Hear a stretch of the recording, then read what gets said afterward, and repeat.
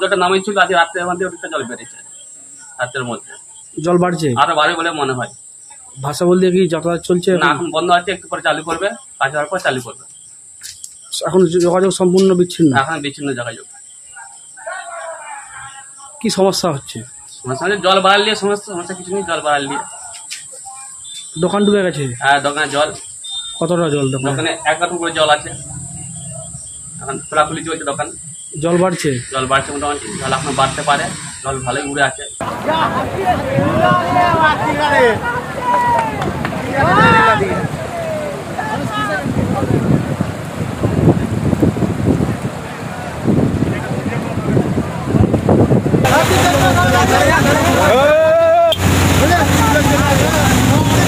সকালে পরিস্থিতি কোনো খারাপ কিছু না, পুরোপুরি শুকনো ছিল। তখন 6:10-15 বাজলো, তারপর থেকে পরিস্থিতি খারাপের দিকে চলছে। এখন কি পরিস্থিতি দেখছেন? এখন তো ভয়াবহ পরিস্থিতির দিকে যাচ্ছে।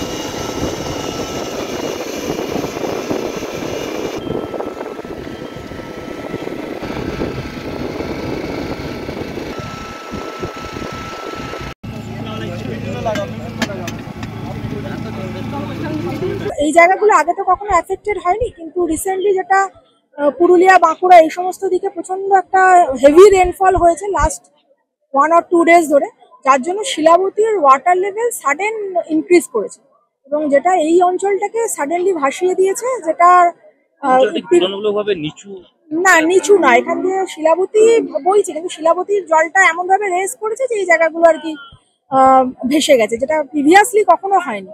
মানে মানুষ এফেক্টেড বা কতগুলো এলাকা এফেক্টেড? কতগুলো এলাকা বলতে বেনাচাপড়া গ্রাম পঞ্চায়েতের বিভিন্ন গ্রামগুলোই এফেক্টেড হয়েছে।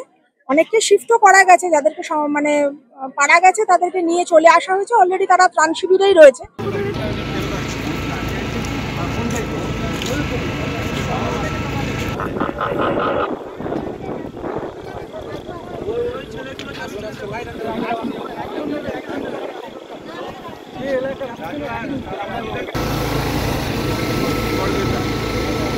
সার্বিক পরিস্থিতি এই মুহূর্তে জল বৃদ্ধির হারটা একটু কমেছে। নতুন করে বাঁকাতে একটু জল বাড়া শুরু হয়েছে। আমার সন্ধ্যে থেকে প্রায় 4-5 ঘন্টা জল বাড়ছিল না, কিন্তু লাস্ট 10টার যে রিপোর্টটি পেলাম সেখানে দেখলাম যে একটু জল আরও বাড়ছে। তো বৃষ্টি হচ্ছে এখনও, আর একটু জল হয়তো বাড়বে। ঘাটালের দিকটাতেও জল আসতে শুরু করেছে, একটু একটু করে বাড়ছে, তবুও বিপদসীমা অনেক অনেক নিচে আছে।